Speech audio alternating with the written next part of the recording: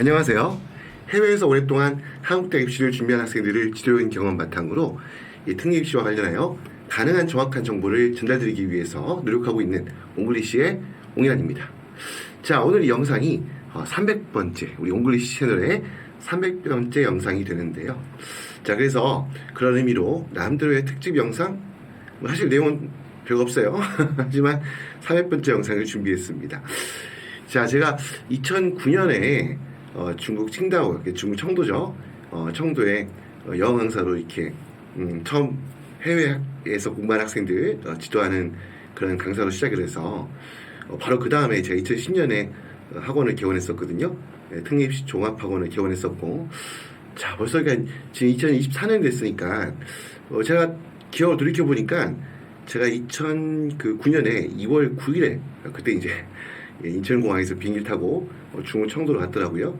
그러니까 거의 이제 뭐 만 15년하고도 조금 더 된 것 같습니다. 한 1개월 더 된 것 같습니다. 자, 벌써 이렇게 됐네요. 보니까 그렇게 됐고, 이 채널도 2019년에 이제 첫 영상을 업로드하기 시작했으니까 횟수도 이제 보면 좀 됐죠. 한 뭐 4, 5년 된 것 같고요. 그때 영상도 이제 300번째라고 돼 있는데, 물론 여러분들 보였을 때 밑에 보면 제가 이제 보면 우리가 영상 올린 다음에 이 영상 제목에다가 남들이 이제 번호를 이렇게 제 남들의 규칙에 따라서 번호를 매기는데, 이게 번호는 아직 100번대거든요.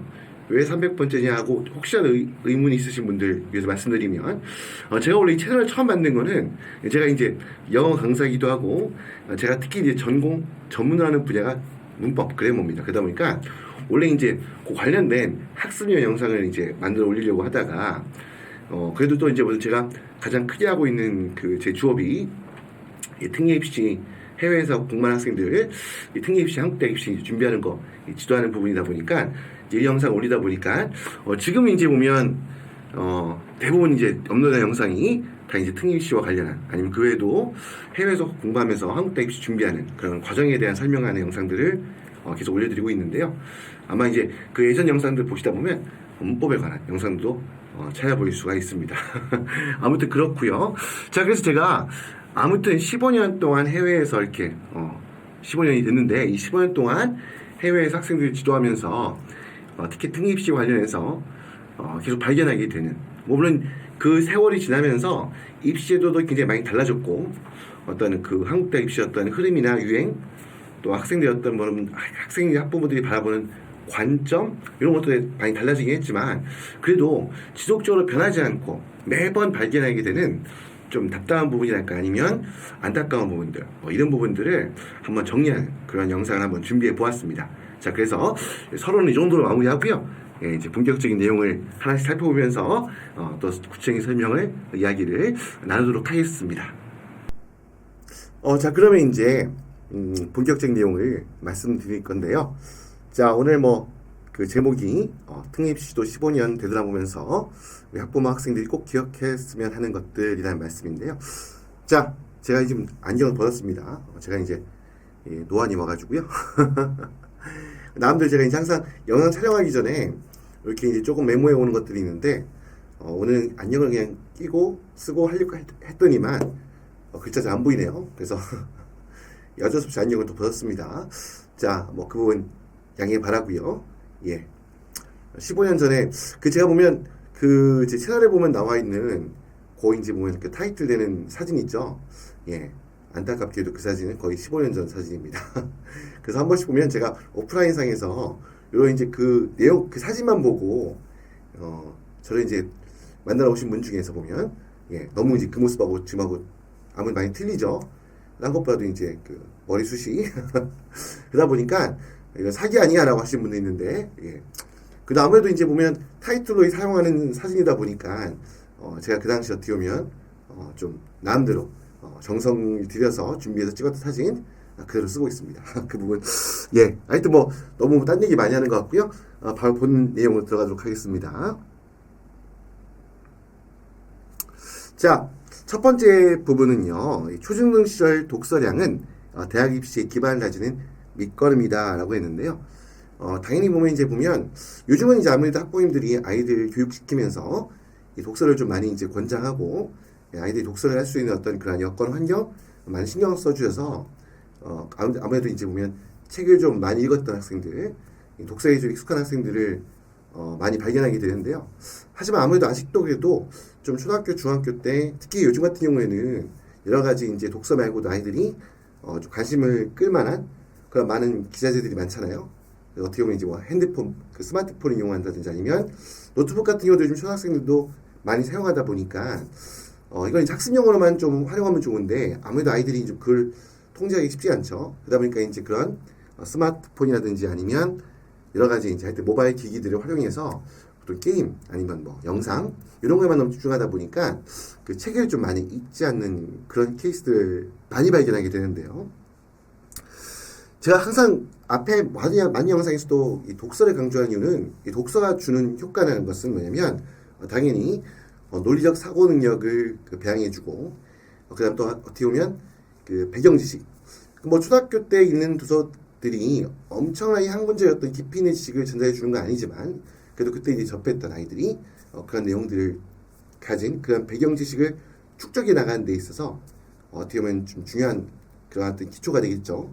그리고 이제 문해력을 어떤 글을 읽고 그 글을 남들의 생각을 담아서 분석하고 해석하는 그런 능력을 키워주는 부분이 독서라 할 것인데요.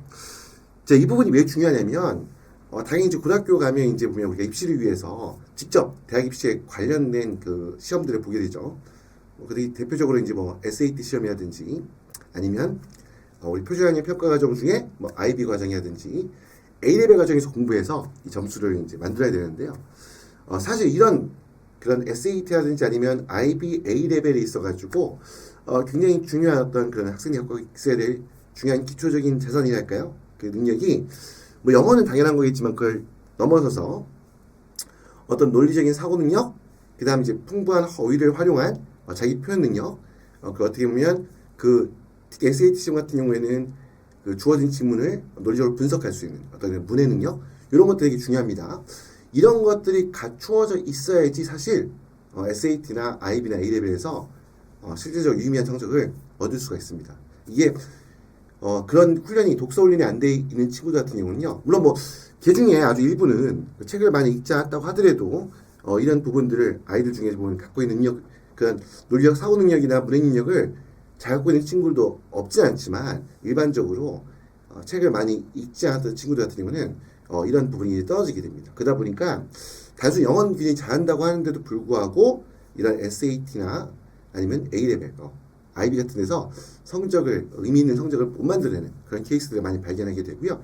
그리고 꼭 이 국제학교뿐만 아니라 일반 우리 그 제한국학교를 하는 학생들 같은 경우에도 결국 이러한 그 책을 읽는 훈련을 통해서 어떠한 그 문해 능력, 문해력을 갖춘 학생들이 자연스럽게 어떤 내신 영어에서 영어 시험이라든지 아니면 국어, 그런 기회의 기본적인 과목들에 대한 어떤 그러한 학습을 원활하게 하고 목표한 점수를 만들어낼 수 있다는 겁니다. 그래서 특히 어린 자녀를 두신 분들은 반드시 대학 입시를 준비하는 데 있어서 매우 중요한 뭐 아무리 강조해도 지나치지 않다라고 할 그 중요한 부분이 독서다라는 독서 훈련을 꾸준히 시킬 필요가 있다는 부분 꼭 명심해 주셨으면 좋겠습니다. 자, 다음으로는요. 이 토플 또는 SAT 성적은 결코 단기간의 노력으로 확보할 수 없다라는 제목으로 지금 이렇게 이 내용을 담았는데요. 자, 이거는 지금 보면 보통 이제 보면 이 토플과 SAT를 그 준비하는 여기서 한 가지 오해하고 하셔도 안 되는 거는 토플과 SAT가 무조건 획득해야 되는 이거 없으면 대학 입시에서 실패할 수밖에 없는 그런 요소는 아닙니다. 그 부분을 먼저 말씀을 드릴 텐데 아무튼 뭐 그걸 떠나서 보통 이제 우리 학생들이 갖고 있는 특히 서류평가의 서류전형에서 경쟁력을 높이기 위해서 보통 이제 언어인증 시험, 영어인증 시험 중에 대표적인 시험이라 할 수 있는 토플 그리고 이제 SAT 성적, SAT 시험 성적을 이렇게 만들기 위해서 준비하는 케이스도 있는데요.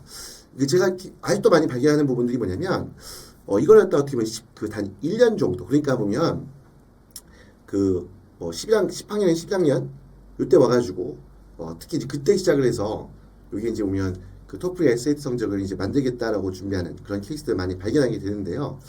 물론 이제 기본적으로 국제학교를 좀 오랫동안 다녀가지고 영어를 사용하는 국제학교에서 충분히 어떤 그 학습이 된 친구들 같은 경우에 물론 뭐 조금 짧은 기간 통해서도 토플 성적을 만드는 건 뭐 당연히 가능한 부분이지만 그렇지 않고 뭐 제외 한국 학교라든지 아니면 영어를 사용하지 않는 로컬 학교에 다니는 친구들이 10학년 돼서 토플 공부를 시작한다?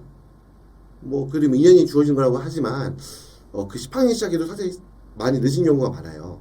특히 이제 그 토플 같은 경우는 리딩, 리스닝, 스피킹, 라이팅 네 가지 영역을 다 테스트하는데 이 리딩은 둘째치고라도 이 리스닝이나 스피킹, 라이팅 같은 경우에 10학년 때 공부를 시작해서 의미 있는 점수를 만들겠다?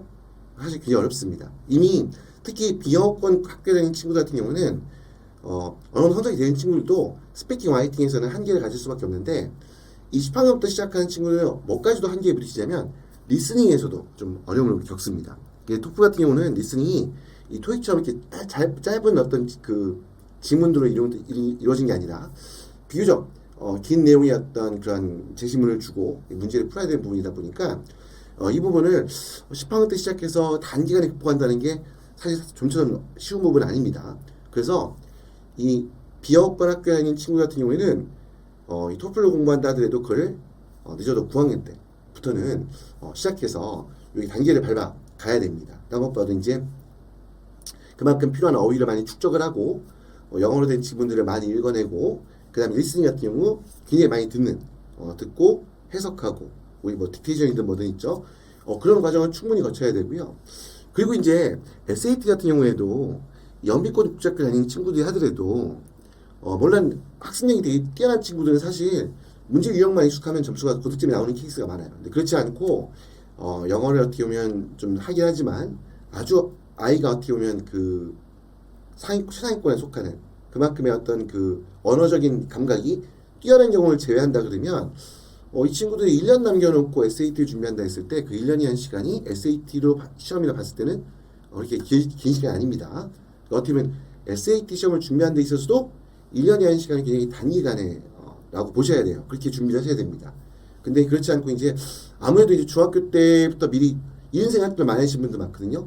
중학생 너무 빠른 거 아니냐. 왜냐하면 SAT나 토플에 나오는 지문에 나오는 내용들이 조금 이제 어떻게 보면 좀 깊이가 있고 난이도가 좀 있는 내용이다 보니까 이걸 뭐 중학생 자녀가 이 내용을 읽고 글을 소화한다는 게 좀 어려울까 생각이 들어가지고 중학교 때는 그냥 이제 간 다음에 고등학교 와서 이제 뒤늦게 10학년, 11학년 이때 와가지고 요때 이제 보면 이제 대학 입시를 이제 목전에 두고 있으니까 특히 이런 생각하시는 분도 있어요.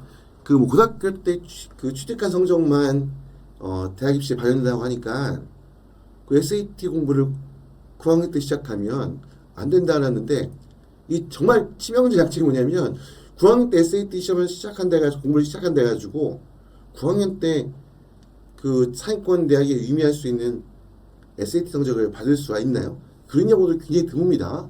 정말 어떻게 보면 좀 뭐랄까 영재, 신동 이중 아이들만 8학년 9학년 때 그 대학 입시에 특히 그렇게 SAT 공부하는 학생들의 어떤 기본적인 목표는 상위권 대학이잖아요.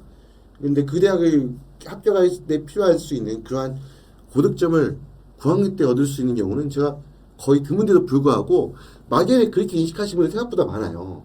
그래서 보면 9학년 때는 SAT 시험 봐도 성적이 대학 입시 반영 안 되니까 그냥 대학 10학년, 12학년 고등학교 가서 시작한다 라고 한다는 분들이 많이 발견하는데 그것도 굉장히 잘못된 생각입니다.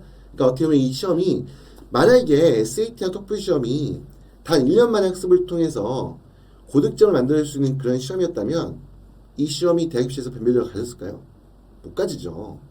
그런 시험이었다 그러면 누구나 만들 수 있는 점수를 누구나 1500점 이상을 SAT 1500점 이상을 누구나 토플 성적 115점 이상을 단 1년 만에 공부해서 만들 수 있다 그랬다 그러면 그러면 이게 그거는 뭐 상위권 대학의 어떤 뭐랄까 그 경쟁 치열한 경쟁에서 거기에 비교 위에 서기 위한 그런 시험으로서 활용될 수가 당연히 없는 겁니다. 그래서 그 부분 인식하셔가지고요. 특히 앞에 첫 번째 얘기 말씀했던 독서량과도 관계가 있는데 사실 이 초등학교 중학교 때 책을 많이 읽도록 하는 모든 과정이 사실 결국 어떻게 보면 꼭 그게 뭐 책을 많이 읽는 게 SAT 시험을 잘 보기 위한 건 아니긴 하겠지만 이것도 하나 일종의 어떤 중요한 과정이 되는 거 그만큼 그런 뒷받침이 되고 특히 하다못해 중학교 때 보캐블러리 있죠. 어휘량이라도 충분히 축적하도록 한마디로 어떻게 보면 그 토플이라든지 SAT의 시험에 활용될 수 있을 만큼, 그러니까 한마디로 고등학교 과정에서 활용되는 어떤 단어, 보캐블러리에서 아이가 충분히 익숙해질 수 있도록 그러한 노력이라도 중학교 단계에 시작해야 되고요. 그러면 그리고 이왕이면 가능하면 빠르게 해서 그렇게 어떻게 보면 준비를 시작해야지 사실상 SAT나 그다음에 이제 비어권 학교 다니는 친구들 같은 경우는 토플이나 이런 시험에 어떤 그런 유의미한 성적을 만들어낼 수 있다라는 부분 기억해 주셨으면 좋겠습니다. 자, 다음은 지금 이왕이 해외 나왔으니 무조건 국제학교라고 이제 제가 이제 요 물음표 의문부호를 붙였는데요. 자, 보면 아무래도 이제 보면 특히 이제 그 해외 12 같은 경우는 좀 모르겠지만 주재원으로 이제 어떻게 보면 뭐 3년 4년 정도 이렇게 이제 자녀를 데리고 해외 나오는 경우들 상당수 학부모님들이 어떤 생각하냐면 뭐 이왕에 해외에 나왔으니까 국제학교에서 공부하는 경험을 아이한테 제공해주고 싶다, 아니면 이왕 해외 나왔으니까 국내와 똑같은 어떤 뭐야 제외 한국 학교 다니기 하기보다는 국제학교 다녀야지 않느냐라고 그런 막연한 고정관념을 갖고 계신 분들이 많은데요. 물론 그 부분이 뭐 전혀 틀리다고 보지는 않습니다. 이제 우리 국제학교 갖고 있는 어떤 인터내셔널 스쿨이 갖고 있는 그 장점 중에 하나가 아이에게 어떻게 보면 좀 더 한국 국내에서 느끼지 못했던 어떤 그러한 자유로운 이면에 있는 어떤 세상을 바라보는 좀 더 폭넓은 시각. 아무래도 국제학교 같은 경우는 전 세계에 있는 각국에서 온 아이들이 다양한 문화 속에서 성장한 아이들이 모여 있는 거이다 보니까 아무래도 그 다양한 시각들과 어떤 다양한 생각들을 그냥 체험적으로 접할 수 있는 기회가 있겠죠. 뭐 그리고 두 번째는 이제 막 영어 실력을 올려주는데 당연히 큰 도움이 됩니다. 그런데 그렇다고 해서 무조건 국제학교 보내야 되느냐? 이게 여러분들 영어 실력이 받침이 많이 안 돼 있잖아요. 너무 이제 아이가 언어적인 뭐 어떤 능력이라든지 아니면 영어에 대한 기초가 전혀 안 돼 있는 친구 같은 경우에는요. 이제 그런 친구 같은 경우는 이제 국제학교 가는데 보통 이제 아무래도 이제 영어 능력이 좀 부족한 친구들은 이게 좀 이렇게 내실 있는, 그러니까 좀 이렇게 보면 좀 그 교육의 어떤 그 충분한 어떤 교육적 여건을 갖추고 있는 이제 그런 국제학교들 같은 경우에는 아무나 다 받아주지 않거든요. 어느 정도 기본적 영어 실력이 되어 있는 걸 전제로 해서 받아들이기 때문에 사실 이런 친구들 같은 경우에는 그런 어떻게 보면 좀 수준이 있는 좀 잘 갖추어져 있는 국제학교에는 입학을 못하는 경우가 굉장히 많아요. 그러다 보니까 그래도 이제 국제학교 보낸다는 것 때문에 그 어떻게 보면 좀 한국인들이 좀 많이 모여 있는 어떻게 보면 조금 교육의 어떤 수준이 질적 제공되는 교육의 질적 수준이 조금 낮은 그런 국제학교 보낸 경우가 많은데 어떤 문제가 발생하느냐, 영어를 못하다 보니까 그러면 이렇게 생각할 수 있어요. 그냥 단순히 영어를 사용하는 학교 환경 속에 아이를 놓아두면 뭐 계속 학교에서 만나는 선생님들도 영어를 쓰시니까 이게 이제 보면 자연스럽게 그 과정에 녹아들어서 한번 영어에 대한 노출량이 많으니까 아이의 영어 실력이 자연스럽게 올라가지 않겠느냐 생각할 수 있는데 절대 그렇지 않습니다. 기본적인 영어 실력이 안 돼 있으면요, 특히 원어민들 같은 경우는요, 특히 이게 물론 자녀가 이 아이가 외국인 때문에 영어에 익숙하지 못할 것이라는 걸 어느 정도 감안은 해요. 하지만 그렇다고 해서 이 아이가 영어 실력을 끌어올릴 수 있도록 해주기 위해서 어떤 적극적인 노력, 구체적인 노력, 하다못해 발음이 이상하다, 아이가 발음을 잘못한다 했을 때 그 발음을 잡아주기 위한 우리가 보통 파닉스라고 하죠. 이런 거에 대한 교정 안 해줍니다. 우리 원어민 선생님들 같은 경우는 그런 데에 대한 인식이 우리하고 틀려요. 기본적인 사고 구조가. 그렇기 때문에 어떤 문제가 발생할 수 있냐면 아이가 학교 생활에 전혀 적응 못하는 거죠. 그러니까 학교 선생님이 하시는 말씀이 뭔지 하나도 모르고 학교에서 보는 교재가 뭔지 하나도 내용도 이해할 수도 없고, 그러다 보니까 그냥 뭐 스트레스도 굉장히 많이 받지만 스트레스 안 받는다 하더라도 그 아이가 밝은 친구들 같은 경우는 그냥 뭐 스트레스를 안 받거든요. 그냥 막 즐거운 거예요. 근데 즐겁지만 그냥 시간 많은 걸 가는 거지. 특히 중학교 2, 3학년만 되면요, 이 언어적인 어떤 그런 사고, 제가 뭐 여러분들 많이 접하시잖아요. 그 부분 때문에 기본적인 영어 실력이 너무 안 돼 있으면 이게 그 영어가 체화가 안 됩니다. 이 내 언어로 사용이 안 되고요. 그럼 학교에서 정말 배우는 거 없이, 그러니까 단순히 영어만 못 배우는 게 아니라 그 학습에 필요한 도구로서 영어를 이해를 못하다 보니까 그 중학교 단계에서 배워야 될 어떤 기본적인 학습 내용조차도 이거를 인식하지 못하는 경우도 굉장히 많이 발생해요. 그러니까 어떻게 보면 간단히 뼈저 말씀드려가지고 아이가 바보가 되는 거예요. 이제 그런 경우도 저는 굉장히 많이 발견하거든요.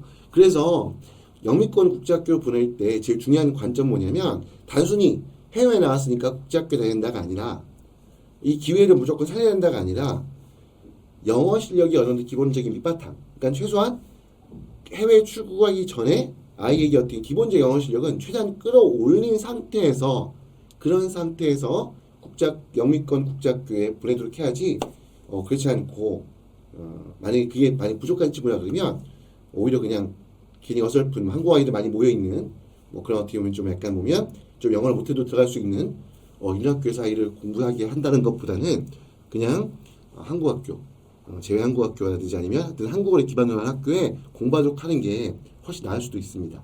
자, 그런 부분 참고했으면 좋겠고요. 어쨌건 학생의 적성과 특징에 적합한 학교를 찾는 것이 굉장히 중요하다는 부분이고요. 특히 우리 보시면 그 영어 실력이 특히 부족한 경우에 물론 이제 아까 말씀드린 영어에 대한 너무나 인식이 떨어져 있는 영어의 기본적인 어떤 이해나 능력이 부족한 친구가 아니고 어느 정도 좀 영어 실력이 되어 있는 친구들 그래서 처음 들어가서 한 학기 정도는 좀 힘들어할 수는 있겠지만 아무래도 이제 한국에서 공부했던 그 스타일과 내용과 특히 언어적인 부분에 있어가지고 적응하는데 한 학기 시간이 좀 보통 걸리거든요. 근데 이런 친구 같은 경우에 이제 한 학기 정도 힘들었지만 그래도 금방 적응해야 한다라고 하는 경우 같은 경우에는 뭐 그때는 저는 뭐 9학년 때까지는 영미권 국제학교에서 공부하는 것도 저는 좋은 방법이라고 말씀드려요. 왜냐면 그게 하나의 어떤 영어 실력을 축적하는 과정이거든요. 그렇기 때문에 이런 영어 능력을 축적해 갈 수 있는 시간의 의미로서 뭐 9학년 때까지는 영미권 국제학교에서 계속 공부하도록 하는 것도 좋지만 하지만 9학년에서 고등학교 단계에 접어들 단계쯤 됐을 때 이 중요하게 보셔야 될 게 영어 실력이 얼마큼 되는가. 아이의 영어 실력이 단순히 말하고 뭐 그냥 아이들과 노는데 문제없을 정도가 아니라 하다못해 뭐 9학년 끝나갈 때쯤에 토플 테스트를 보기 위해서 성적이 어느 정도 나오는가. 저는 이제 보통 9학년 때 영미권 국제학교에서 공부한 친구 같은 경우는 그 중3 끝날 때쯤에 토플 성적에도 90점대 뭐 중반 100점까지 나오는 정도가 돼야지 사실 이런 친구들이 그 이후에 됐을 때 IB나 A레벨에서 상위권 대학에서 필요로 하는 그런 점수를 취득할 수 있다고 보거든요. 그렇지 않고 그 기준에 못 미치는 뭐 정말 뭐 예를 들어서 토플을 뭐 한두 번 연습시킨 그 시험에 대해서 좀 익숙하게 한 다음에 테스트 봤는데 정말 9학년이 끝났는데도 불구하고 토플 성적이 뭐 80점대 뭐 70점대 이렇게밖에 안 나올 실력이다라고 판단되면요. 이런 친구들 같은 경우는 정작 IB나 A레벨 과정 공부했을 때 성적이 안 나올 수 있습니다. 그 성적이 정말 왜냐면 그 영어를 IB나 A레벨 같은 경우에는 공부하는 과정도 그렇고 그 중간중간 무수한 에세이 레포트 써서 내야 되고요. 뭐 시험도 당연히 서술형 시험이기 때문에 또 책도 영어로 된 원서 교재도 많이 봐야 되고요. 이제 그런 과정들을 소화할 수 없습니다. 영어 기본적인 실력이 안 돼 있으면. 그렇기 때문에 그런 능력이 갖춰져 있지 않다고 했을 경우에는 정말 그런데도 불구하고 11학년, 12학년까지 계속 IB 학교나 A레벨 학교에서 공부하도록 해서 끝까지 보낸다. 물론 이제 뭐 주인권 대학을 생각한다면 상관없겠지만 해외 사회권 대학을 생각한다 했을 경우에는 그럴 경우에는 이런 사회권 대학이 필요한 이런 성적을 만드는 데 있어서 굉장히 큰 장애가 발생할 수밖에 없다는 부분 꼭 인식하였으면 좋겠다는 생각이 들고요. 자, 그래서 이럴 경우에는 좀 보시고 잘 판단해서 보통 제외 한국 학교라든지 아니면 한국 학교라든지 아니면 한국어를 기반으로 하는 그런 학교들 이런 경우에 이런 학교를 옮겨서 고등학교 과정에서 공부할 수 있도록 이렇게 학교를 바꿔주는 어떤 그런 거에 대한 고민도 충분히 해보셔야 됩니다. 자, 하여튼 아무튼 좀 그런 부분에 특히 이제 아이가 이제 9학년쯤 되면요, 그때는 부모님께서 면밀하게 고민하셔가지고 물론 중요한 건 처음에 해외로 출국해서 해외 학교를 선택할 때도 아주 중요하게 고민해 보아야 될 부분이지만 이제 아이가 이제 학년이 올라가서 고등학교 과정으로 올라갈 때는 이런 부분에서도 충분히 고민해 보셔야 된다라는 말씀을 꼭 드리고 싶습니다. 자, 이제 그 다음 말씀드리고 싶은 부분은요, 이 최상위권 대학이든지 아니면 학생들 사이에 인기가 높아서 경쟁이 치열한 인기학과에 입학이 필요한 이 스펙의 형태는 고정된 것이 아니다라고 했는데요. 자, 이 말씀 드리는 건 뭐냐면 특히 이제 보면 현지 학교, 공립학교라든지 하여튼 로컬 학교라고 불리는 학교를 다니는 친구 같은 경우에는 이 친구들이 어떻게 특히 보면 그 학교에서 뭐 AP라든지 뭐 아니면 A레벨 IB를 과정을 진행하지 않죠. 이제 그런 성적이 없다 보니까 이게 혹시 사인권 대학 지나가는데 문제가 있는 거 아닐까라고 고민하거나 걱정하는 얘기를 많이 듣게 돼요. 그 뭐냐면 아무래도 이제 보통 이제 그 일선 입시기관에서 아니면 이제 저도 유튜브 영상 중에 보면 뭐 IB라든지 A레벨, SAT 가는 이야기를 굉장히 많이 말씀을 드리다 보니까 마치 이제 인식이 꼭 이제 그런 상위권 대학에 가기 위해서는 뭐 IB를 꼭 무조건 해야 한다든지 아니면 A레벨 해야 된다든지 뭐 이런 이제 이게 없으면 뭐 큰일 나는 것 같은 없으면 그런 대학에 진학할 수 없는 것 같은 이제 그런 이제 고정관념 때문에 걱정하시는 분들이 많은데요. 이런 경우 꼭 드리고 싶은 말씀 뭐냐면요. 이 대학에서 이 학생들을 선발할 때 특히 해외에는 굉장히 많은 종류와 형태의 학교들 있잖아요. 이제 이 학생들 갖다가 어떻게 보면 하나의 어떤 고정된 틀, 그러니까 천편일률적으로 정해진 틀을 갖고 학생들을 평가하는 게 아닙니다. 그러니까 한 번씩 가끔 착각하시는 분들 중에 보면 마치 우리 외부에 공개되어 있지 않지만 뭐 서류 전형 평가할 때 예를 들어 가지고 뭐 SAT는 뭐 반영 비율이 20%, 토프 성적이 반영 비율이 뭐 20%, 뭐 아니면 액티비티 활동의 어떤 반영 비율 20%뭐 이런 식으로 있잖아요. 여러분들 보시면 이거를 꼭 내부적인 기준이 있지 않을까라고 생각하시는 분들 의외로 많거든요. 절대 그렇지 않습니다. 이 특례 입시에서의 서류 평가는 정량 평가가 아니라 보통 정성 평가라고 하는데요. 그 뭐냐면 어떠한 그 점수를 갖다가 수치화 시켜가지고 어떤 뭐 카테고리를 지어가지고 몇 퍼센트 반영 뭐 이렇게 해서 학생을 뽑는 게 아니고 전체적인 성적을 종합해서 이 보다 보면 그 각 과목 그 학생이 응시했던 시험의 성격 난이도 아니면 학교의 특성 이런 것들을 종합적으로 어떤 형태 학교에서 공부했고 이 학교가 어떤 부분에 주안점을 두고 운영된 학교이고 이 학교에서 운영하는 과정에 제일 중심이 되는 것이 무엇인지 그리고 이 학교에서 공부한 학생들이 대학 입시를 하기 위해서 어떤 준비를 하는 학교인지 이런 부분들에 대한 어떤 그러한 분류를 하고 그 관점에서 개별 학생들이 평가하게 됩니다. 한마디로 학생이 공부했던 학교가 어떤 형태 학교냐에 따라서 세부적인 평가 기준 다 달라집니다. 그렇기 때문에 어떤 학교가 뭐 유일하다, 뭐 어떤 학교를 꼭 다녀야지만 좋은 대학 갈 수 있다, 뭐 흔히 이제 많이 그 착각하는 어떤 오해하고 있는 부분 중에 뭐 IB 학교를 다녀야지 꼭 대학 입시에 유리하고 좋은 학교를 갈 수 있다 이런 거 절대 아닙니다. 그래서 학교에 맞게 그래서 뭐 예를 들어가지고 방금 말씀드렸던 그래서 특히 로컬이나 현지학교 뭐 공립학교라는 친구들 같은 경우는요 이 친구들은 제일 중요한 평가 요소가 뭐냐면요 학교의 내신 성적이에요. 내신 성적이 굉장히 중요하고요. 내신 성적을 충분히 잘 받은 것만으로도 상위권 대학 인기학과에서 충분히 평가를 받을 수 있습니다. 이 친구 같은 경우는 특히 보면 액티비티도 화려하지 않거든요. 뭐 일단 공립학교에서 다양한 클럽 활동, 뭐 기본적인 교과 과정이 있는 클럽 활동이 있긴 하겠지만 그렇다고 이제 그 국제학교들이나 아니면 제외 한국 학교들처럼 굉장히 다양한 어떤 그런 액티비티 기회가 주어지지 않거든요. 왜냐하면 다 치열하게 입시 공부하는 학교들이다 보니까 우리도 보면 시험 위주의 아직도 이제 그런 나라들도 많고 그게 중심인 나라들도 많기 때문에 그렇기 때문에 특히 뭐 예를 들어서 미국에 있는 같은 경우에도 AP가 미국에서 운영하는 그 제도지만 그 미국에 있는 학교 다니니까 AP 시험을 많이 볼 수 있다. 그렇지 않죠? 아시다시피 미국에 있는 공립학교의 어떤 선생님들 같은 경우에는 모든 학생들에게 AP를 다 권장하는 게 아니라 AP라는 과목 자체가 심화 과정이거든요. 그렇기 때문에 정말 엄격한 기준을 들이대서 일정 정도 성적이 안 되면 AP 시험, AP 과정 공부하도록 권장하지 않고 이 개수 등에 제한하는 경우도 많이 있어요. 그렇기 때문에 이제 그런 상황적 특성들을 한국의 대학 입시를 그 평가하는 입학사정관분들이 모르느냐? 절대 상위권 대학에서 학생들이 평가하는 입학사정관분들은 모르지 않습니다. 그렇기 때문에 이런 현지 학교에 있는 친구들 같은 경우는 그 학교의 특성에 맞게 그래서 내신 성적에 제일 중점을 두면 다른 성적이 없다 하더라도 불리한 게 아닙니다. 그래서 이렇게 된다는 거고요. 그 뭐냐면 그러니까 어떤 종류의 학교를 다녔다가 유불리를 결정하는 게 아니고요. 그 본인이 다니고 있는 학교, 학생이 다니고 있는 학교에서 그 주어진 환경에서 최선의 노력을 통해서 최상의 성적을 거두면 어떻게 보면 그렇게 되면 상위권 대학을 지원하는 데 있어가지고 충분히 평가를 받을 수 있다라는 부분. 그래서 보통 보면 이제 환경을 바꾸고 보면 성적대가 좀 어떻게 보면 조금 어설픈 상태. 특히 이제 뭐 예를 들어 가지고 특히 의대 약대 같은 경우는요 굉장히 높은 성적을 요구합니다. 그러니까 높은 정도가 아니라 특히 이 특례입시에서는 선발 인원이 굉장히 적기 때문에 최상위 수도 좀 표현하자면 극상의 성적이 돼야 돼요. 근데 이제 어느 학교에 다니면서 이제 우리 아이가 이 학교에서는 이게 좀 약해가지고 의대 가고 싶은데 여기서는 뭔가 불리할 것 같아. 내신이 불리할 것 같아. 그래서 좀 더 유리한 조건을 찾아가서 다른 학교로 옮겨주면 그 학교에서 성적을 만들 수 있지 않을까 하는데 안 통합니다. 왜 안 통하냐면요. 이미 의대나 약대에 합격할 정도의 학생들은요.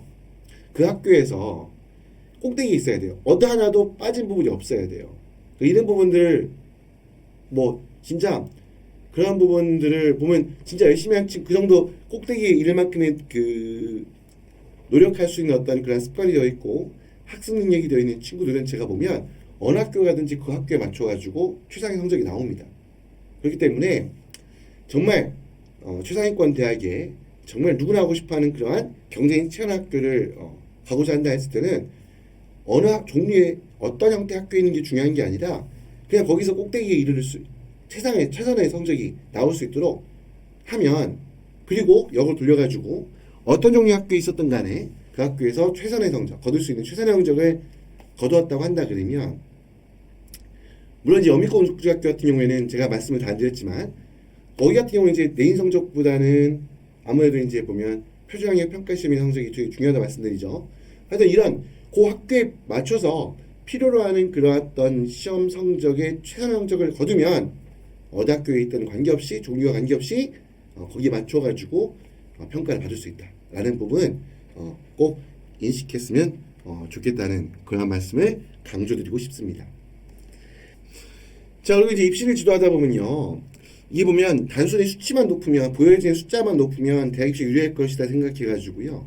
이제 거기에서 이제 어떻게 보면 좀 입시를 어떻게 방향을 그 학과나 대학을 잘못 선택해서 본의 아니게 재수를 하게 되는 그런 경우를 많이 보게 되는데요. 그래서 지금 이 제목 여기 써 있는 것처럼 쉽게 얻은 내신 성적, 그 쉽게 들어간 과목의 성적은 변별을 가지지 못합니다. 특히 그 영미권 국제학교 중에서도 이 규모가 좀 작은 학교들이 있어요. 그 중에서 보면 이제 보면 꼭 모든 뭐 규모가 작다고 무조건 그런 건 아니지만 아무래도 좀 보면 그 상업적인 목적으로 만들어진 학교 중에서 규모가 작고 하다 또 어떻게 보면 좀 원어민보다는 한국인들이 좀 많이 모여 있는 이런 소규모 학교 같은 경우는 아무래도 학생들을 좀 많이 유치하기 위해서 내신 성적이 잘 줍니다. 근데 이제 그게 그래서 이제 그것만 보고 이제 상위권 대학을 지원하는 경우가 있는데 이 대학에서 이런 그 해외에 있는 국제학교들의 실태를 모르지 않거든요. 그렇기 때문에 그래서 요즘 출신학교 프로필이라는 것도 이제 많이 참고용으로 제출할 것을 권장하죠. 상위권 대학들은. 아무튼 이런 경우에 출신학교 프로필로 입증이 안 된다. 그럼 출신학교 프로필이 뭐 낼만한 게 아니어서 내지 않았다 하더라도 예를 들어서 학교 내신 성적은 성취도에서는 올A, 뭐 올 A+, 뭐 정말 GP 만점에 가까운 정성인데 불구하고 여기다가 토플 성적이 뭐 한 90점대 아니면 SAT 성적도 뭐 1300점대 요걸 성적을 내는 경우도 있어요.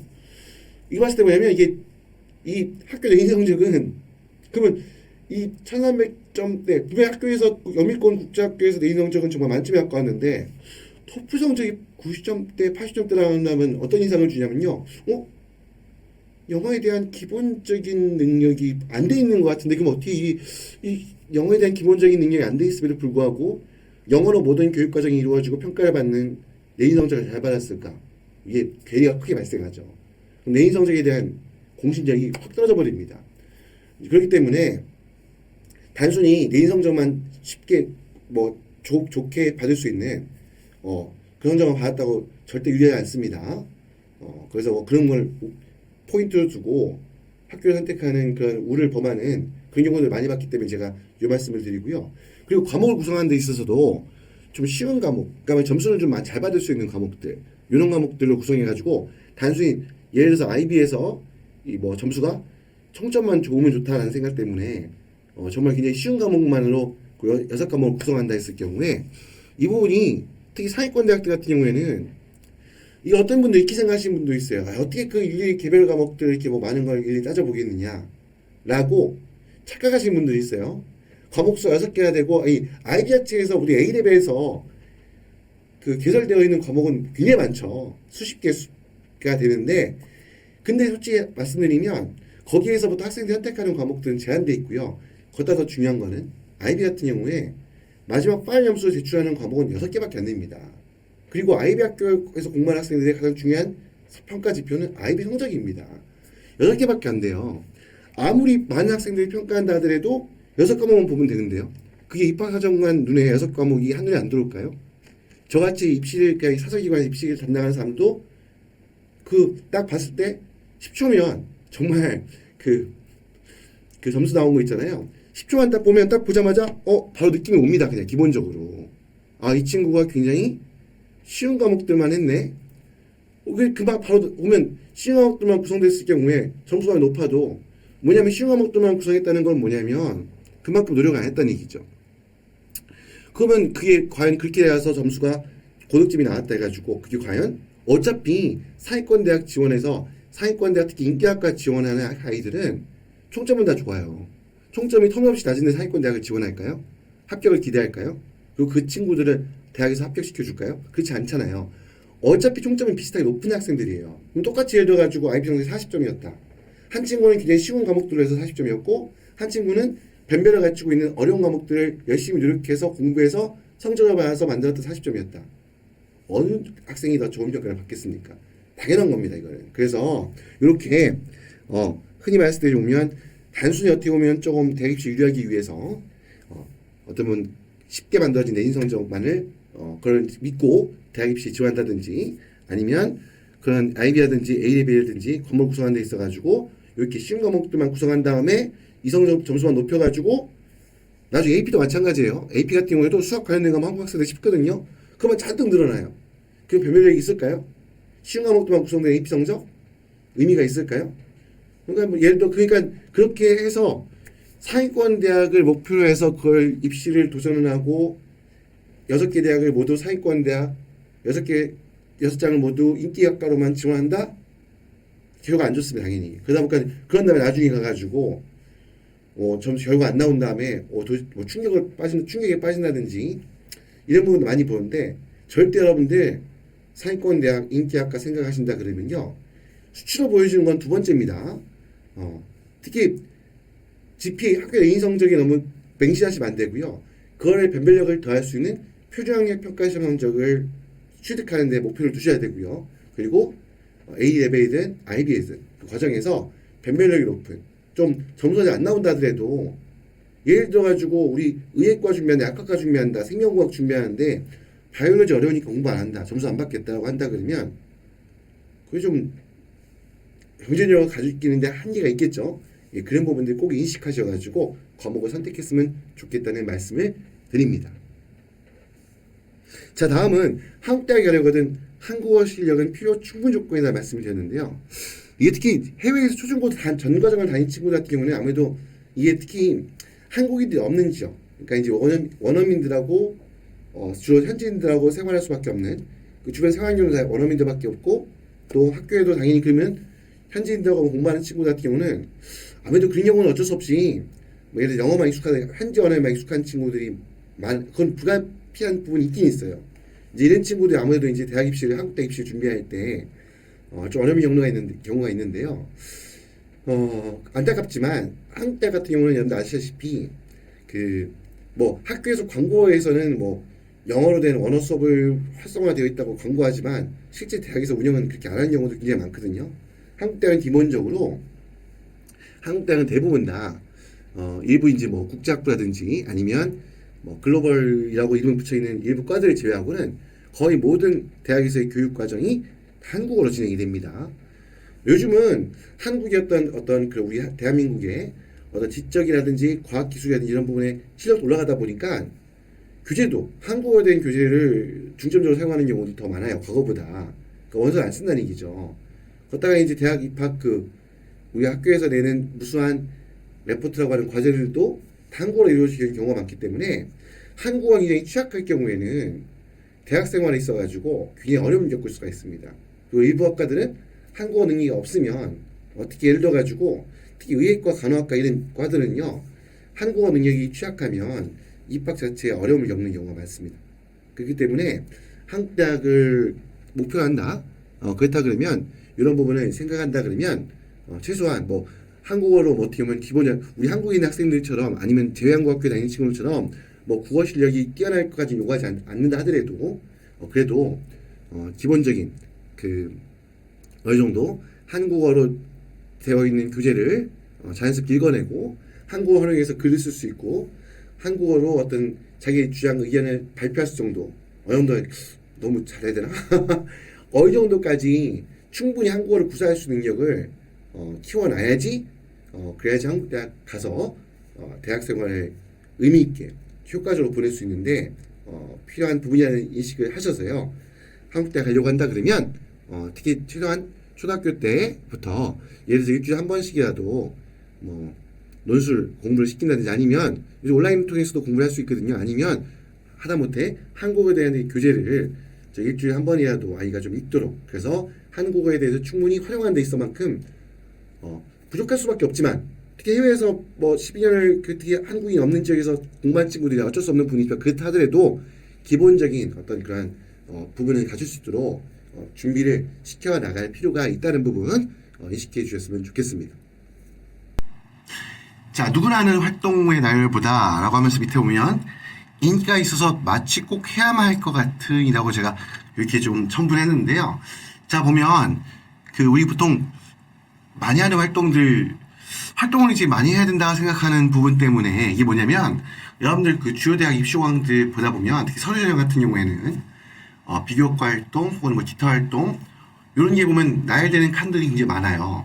뭐 적게 6개, 7개 아니면 뭐 15개까지 이렇게 나열하는 칸이 있다 보니까 자, 우리 학부모님들 어떤 인식을 주로 많이 하냐면 요 칸을 다 채워야지만 아니면 최대한 많이 채워야지만이 어떤 서류평가에서 이 어떻게 평가를 받을 수 있고 그게 경쟁력이 될 수 있다라는 생각하다 보니까 자, 그렇게 어떻게 보면 이제 활동 내역을 늘려야 된다라는 생각에 좀 사로잡히는 경우가 많은데요. 사실 그렇지가 않습니다. 단순히 활동을 많이 해야 한다고 그게 플러스가 되는 게 아니에요. 그걸 꽉 채웠다고 해서 아니면 그걸 적게 채웠다 해서 불리하다든지 그런 부분은 굉장히 잘못된 오해에서 비롯된 겁니다.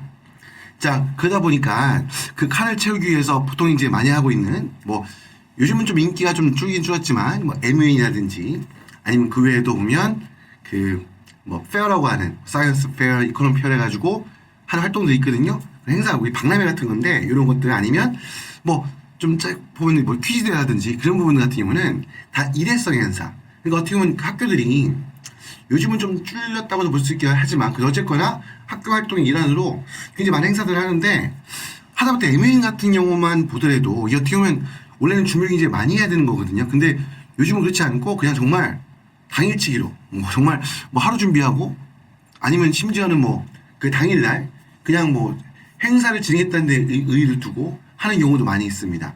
이런 것들이 많다 보니까 사실 보면 그래서 그 칸을 채우기 위해서 학생들이 이렇게 내는 활동 내역들 보면 너무 많아요. 뭐 MUN이든 아까 말씀드렸던 페어든 무슨 페어, 사이언스 페어, 뭐 이코노미 페어, 그다음 아니면 뭐 정말 퀴즈대 이런 것들 굉장히 많거든요.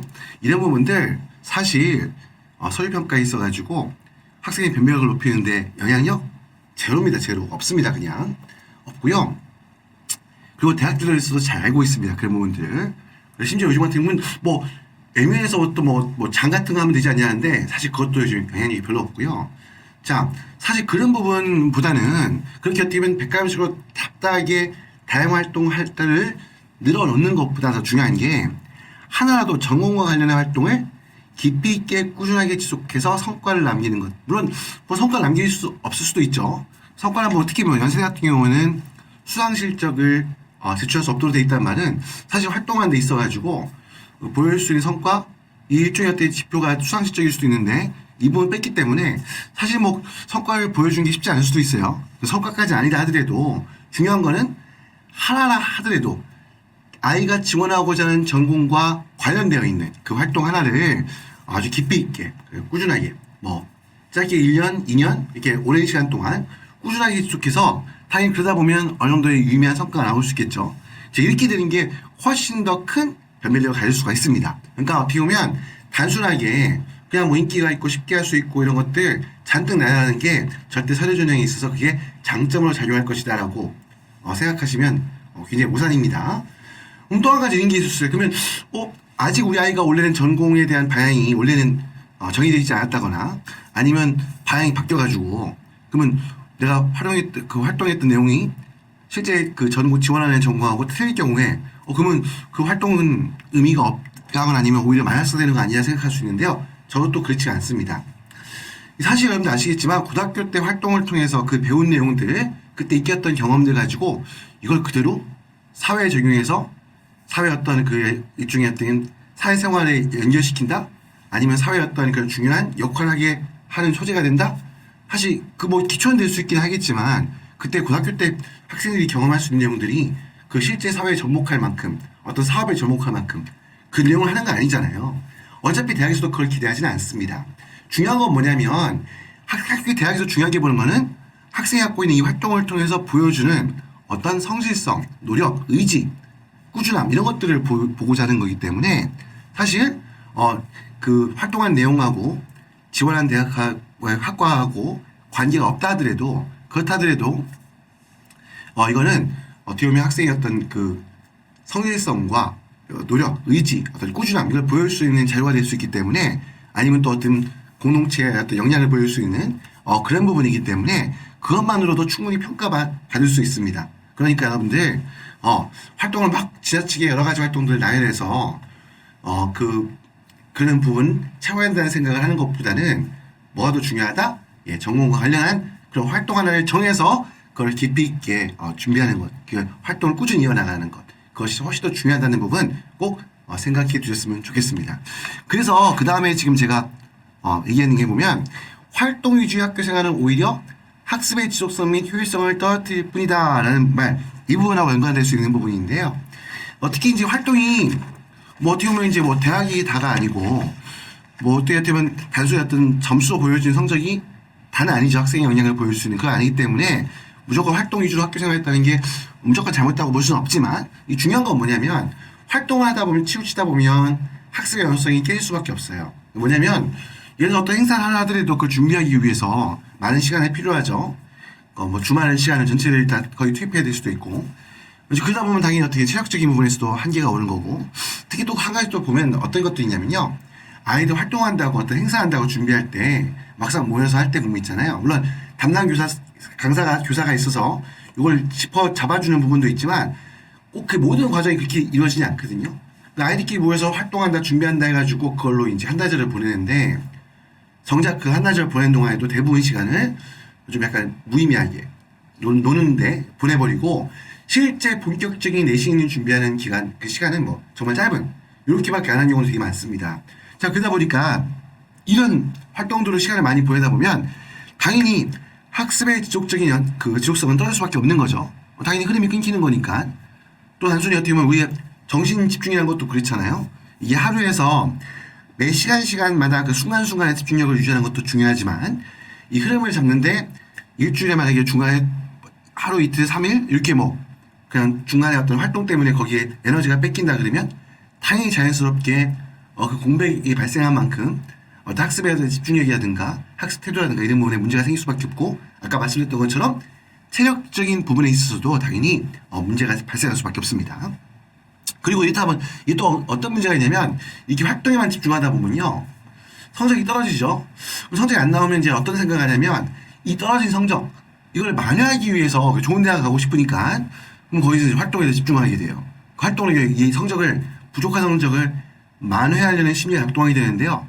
그러다 보니까 더욱더 활동을 집중하게 되고 활동을 다양하게 늘리고 하게 되고 그럼 당연히 자연스럽게 그게 학습의 효과를 떨어뜨리고 집중력을 떨어뜨리고 이런 악순환이 반복되게 되는 겁니다. 그러다 보니까 활동을 딱히 이렇게 열심히 해서 이렇게 많이 하는 것도 아니고 나중에 보면 성과가 나오는 것도 아니죠. 왜냐면 이거 했다 저거 했다 하니까. 그리고 성적도 어설픈 그런 경우를 겪게 되고요. 특히 무엇보다 더 중요한 건 뭐냐면 이 팀은 좀 극단적으로 말해서 쉽게 말씀드려서 노는 데 익숙해지는 거죠. 아무리 물론 이제 노는 게 아니다라고 할 수도 있지만 사실 아무래도 아까 말씀드렸던 것처럼 준비하는 과정도 아이들이 집중력 있게 내실 있게 준비하지 않는 이유도 뭐냐면 편하게 그 과정을 만들어가려다 하다 보니까 그 재미를 추구하게 되거든요. 그러니까 그러다 보니까 노는 데 익숙해지다 보니까 나중에는 이 습관이 배워버리면 좀 따분하고 딱딱하고 공부도 마찬가지겠지만 그게 여러 가지 있겠죠. 그런 딱딱하고 따분한 활동을 자연스럽게 회피하는 그런 회피 본능이 생기게 됩니다. 그러니까 이런 모든 부분들이 종합해서 저 어떻게 보면 그 나중에 대학 입시를 준비하는 데 있어가지고 어떤 그러한 단점으로 어떻게 보면 입시를 준비하는데 한편은 장애로까지 작용하는 그런 경우들을 지금 현재도 많이 발견하게 되기 때문에 이 부분도 꼭 말씀을 드리고 싶었습니다. 자, 그래서 어차피 욕심을 낼 것이라면 올바른 학습 습관이라도 일찍 정립할 수 있도록 했는데 처음에 어차피 욕심을 낼 것이라면 이라는 부분을 말씀드렸는데요. 이게 뭐냐면 이게 보통 이제 보면 요즘 이제 초등학교, 중학교, 특히 중학교 학부모님들, 중학생 학부모님들 말씀을 듣다 보면 저 이런 말씀들 많이 하세요. 보면 우리 아이는 그냥 본인이 하고 싶은 걸 하도록 두고 싶다. 뭐 그렇죠. 아니면 또 한 가지는 괜히 뭐 하기 싫어하는 공부 억지로 하도록 해가지고 괜히 뭐 그냥 부딪히고 싸우고 아이 스트레스 안 받고 또 그래서 어떻게 보면 그렇게 하고 싶지 않은 공부를 억지로 하도록 한마디로 아이와 이렇게 부딪혀가지고 우리 가족이 어떤 평화가 깨진다거나 아니면 갈등 이런 것들 만들고 싶지 않다. 한마디로 해서 아이를 그냥 부담 없이 스트레스 주지 않고 편하게 두고 싶다라는 말씀을 하기도 하고 또 나아가서 이런 말씀도 하시죠. 대학이 다가 아니지 않냐. 하다가 어차피 우리 아이는 본인이 하고 싶은 일을 하도록 하고 싶지 굳이 뭐 좋은 대학 보내는 거 별로 욕심이 없다. 그냥 그 대학이 어차피 우리 아이의 실력을 알기 때문에 수준을 알기 때문에 그냥 뭐 적당히 가면 된다라고 이렇게 말씀을 하시는데 뭐 지금 말씀했던 이 세 가지가 다 뭐 틀린 얘기는 아니죠. 아닐 수도 있죠. 근데 중요한 건 뭐냐면요. 이 아이가 이제 고등학교 올라가서 뭐 11학년, 12학년, 뭐 10학년, 11학년, 12학년 되면 제가 만나본 열에 아홉 더 나가면 100명 중에 98명의 학부모님들은요. 조금씩 욕심이 생기기 시작해요. 처음에는 욕심 없다. 그냥 적당히 어느 대학 가면 된다고 했다가 막상 입시가 다가워지는 학년이 되면 기대치가 막 올라갑니다. 그러니까 이제 그때 가가지고 분야키 이제 아까 우리 오늘 처음에 말씀드렸던 것처럼 토플, SAT 막 그냥 뭐 1년 동안 벼락치기 해가지고 이 점수를 만들겠다. 막 그때 막 이제 막 발등에 불이 떨어지는 거죠. 이제 그렇게 준비를 벼락치기 하는 경우가 많이 생기는데요. 아까 초반에 말씀드렸지만 그게 쉽지는 않은 일이고요. 그러다 보니까 괜히 이제 어떻게 보면 정말 아이하고 부딪히고 싶지 않다 그래놓고 나중에 가면 그 짧은 시간 동안 무리해서 아이 성적을 만들려고 하다 보니까 또 아이는 학습에 대한 준비가 안 돼 있고 학습할 수 있는 태도 뭐 쉽게 말하면 책상에 앉아있는 어떤 집중할 수 있는 그런 어떤 집중력도 굉장히 없는 상태에서 짧은 시간 동안 뭐 몰아치기 하려다 보니까 원래 피하려고 했던 모든 거에 부딪히게 되는 거죠. 그리고 그다음에 장기간에 뭔가를 만들기 위해서 사교육비도 막 드리고 아니면 뭐 컨설팅 같은 경우에도 저도 컨설팅 하지만 그것보다 딴 것보다도 어떻게 보면 좀 뭐랄까 정말 솔직히 말씀드리면요. 제가 생각하는 컨설팅이라는 부분은 어떠한 방향을 잡아주고 성취적인 어떤 흐름이라든지 아니면 잘못 생각하고 있는 부분에 대해서 어떤 오해를 잡아주는 그런 부분이지 정말 대단한 어떤 비결 뭐 어떤 활동 어떤 구체적인 어떤 활동을 해야지 그게 뭐 정말 엄청난 장점이 돼서 대학 합격시켜주고 사실 그런 컨설팅은 제가 봤을 때는 없다고 보거든요. 아무튼 이제 그런 데 빠지게 되는 거죠. 왜냐면 욕심이 나니까 준비된 거 없고 그러다 보니까 이제 뭐 비용을 막 들이고 하는데 결과 안 나오고 이런 부분이 생깁니다. 그래서 어차피 욕심이 생길 거 하면 냉정하게 생각해 보시고 지금 현재가 아니라 나중에 혹시 곰곰이 생각해 보고 나중에 아이가 어떠한 대학에 갈 것이 욕심이 생길 거라면 미리 좀 거기에 맞춰서 준비하실 필요가 있어요. 왜냐면 특히 그리고 하고 싶은 일 한다고 할 때도 뭐냐면 사실 하고 싶은 일이라는 것도 여러분들 있잖아요. 구체적인 어떤 활동을 통해서 그러니까 좀 약간 보면 어떤 뭐 그게 음악이 됐던 미술이 됐던 체육이 됐던 아니면 여러 가지 다른 것들도 있겠죠. 컴퓨터가 됐던 굉장히 깊이 있게 뭔가 부딪혀가지고 이 활동을 열심히 하고 프로젝트를 실행하면서 그 과정에서 겪는 어떤 뭐 깨달음, 경험 아니면 어떤 그러한 보람 이런 거 성취감을 가지고 이게 하고 싶은 일이 생기는 거지 아무것도 안 하고 그냥 편하게 있잖아요. 그냥 지내고 그냥 시간 가고 있는데 하고 싶은 일이 생길까요? 안 생깁니다. 그냥 어떤 일인 경우 어떻게 되냐면 그냥 시간만 흘러가는 거예요. 나중에 고등학교에서도 그때 가서도 내가 뭘 하고 싶은지 아이가 잘 모르는 거예요. 인식이 없는 거죠. 그냥 뭐 어떻게 극단적으로 말씀드리면 그냥 멍하니 시간이 가는 거죠. 그래서 그냥 아무것도 내가 정작 하고 싶은 거? 그냥 막연한 상태가 되는 겁니다. 그래서 하고 싶은 일을 하도록 둔다는 것도 여러분들 있잖아요. 전제는 하고 싶은 일을 찾는 과정을 만들어줘야 됩니다. 그거는 실제 뭐 공부나 학습이란 것도 꼭 무조건 우리가 SAT 점수를 만드는 토플 점수를 만드는 수학 성적을 만드는 그것만 학습이 아니잖아요. 그러니까 우리가 체험적으로 실기적인 측면이 됐던 여러 가지 부분에 있어서 모든 게 어떤 배워가는 게 학습이거든요. 이거를 중학교 때 이 분야 저 분야 부딪히면서 그걸 어떻게 보면 좀 고민하고 어떤 해결하는 어떤 장애를 해결하는 과정에서 이거 하고 싶은 방향을 찾고 적성을 찾는 거지 그냥 편하게 시간이 흘러간다고 해서 그 상태에서 하고 싶은 방향이 찾아지는 게 아닙니다. 자, 그렇기 때문에 이런 부분들 염두해 주셔가지고요. 사실 꼭 공부 아니다 하더라도 꼭 공부를 하는 게 그런 직업을 갖는 것이 아니다 하더라도 어쨌거나 어떻게 보면 좀 뭔가 아이가 최선을 다해서 어떤 분야에 대해서 그걸 이제 해결해 나가고 노력해 나가는 그런 어떤 그 노력을 어떤 그런 경험을 중학교 단계에서 할 수 있도록 그렇게 미리 방향을 잡아주시고요. 그리고 어떻게 보면 공부가 필요하다고 생각한다면 중학교 때부터 좀 어느 정도 성적을 관리할 수 있도록 어떤 그런 기초 지식들을 쌓아갈 수 있도록 이런 부분들 꼭 이제 보면 그래서 학습 태도를 중학생 때 잘 만들어야지 그 태도를 가지고 그 습관을 가지고 고등학교 때 어려운 과정의 공부를 꾸준하게 할 수 있는 거거든요. 이제 그런 부분에 대한 훈련을 미리미리 할 수 있도록 좀 준비하실 필요가 있다는 부분 꼭 생각해 주셨으면 좋겠습니다. 자, 이제 여러분 이제 오늘 영상이 이제 거의 마지막인 것 같은데요. 자, 여기 보니까 보면 편향된 정보에 주의를 기울이자라는 말씀을 드렸는데요. 사실 제가 그 중국에 있을 때부터 뭐 학습본을 설명회 한다든지 아니면 지금 이제 보면 이게 그 입시 설명회를 진행을 하고 특히 유튜브를 시작하게 된 가장 중요한 동기가 뭐냐면 너무나 이 특례 입시라는 이 그 장애는 잘못된 편향된 왜곡된 정보가 너무나 많다는 겁니다. 그러면 과거에야 뭐 우리가 온라인이 많이 활성화되지 않았으니까 그렇다더라도 지금은 굉장히 어떻게 인터넷도 엄청나게 활성화되어 있고 뭐 유튜브든 여러 가지 블로그든 정보를 접할 수 있는 게 이제 많아졌는데 그게 지금도 그런가 의문이 있을 수 있는데 사실 지금도 그래요. 그 이유가 뭐냐면 이 특례 입시라는 거는 보면 좀 우리 대한민국 입시에서 보편적인 부분이 아니죠. 그러니까 어떻게 보면 전체에서 일부만 아주 소수의 1, 2%에 해당하는 학생들만 해당이 되는 부분이고 걷다가 또 문제가 뭐냐면 이런 우리 해외에 있는 특례 입시를 준비하는 분들이 한 군데 모여 있는 것이 아니라 전 세계 각지에 다양한 장소에 흩어져 있고 굉장히 다양한 지역과 환경과 학교들이 흩어져 있다는 거. 그리고 또 대학 입시 자체가 이 어떻게 보면 어떤 틀이 정해져 있는 게 아니라 좀 굉장히 다양하죠.